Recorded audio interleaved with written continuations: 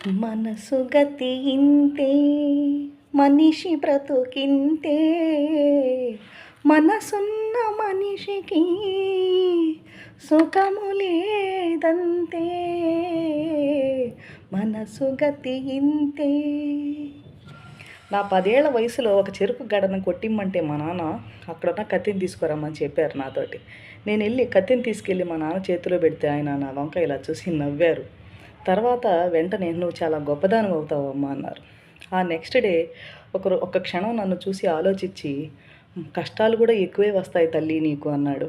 "ఎందుకు నాన్న, నిన్నే గొప్పదాన్ని అవుతానన్నావు, ఇవాళ కష్టాలు అన్నావంటే, నువ్వు కత్తిని తెచ్చివ్వమనగానే ఇలా ఇచ్చావు తల్లి, అంటే పొద్దునైన కత్తి నీ చేతిలో పట్టుకొని పిడిని నా చేతిలో పెట్టావు. నీ 10 ఏళ్ల వయసులో ఇది నాకెక్కడ తెగుతుందో అని నువ్వు ఆలోచించావు. అంటే ఎదుటివాడి గురించి ఆలోచించే ప్రతి మనిషి ఇలాగ కత్తిగా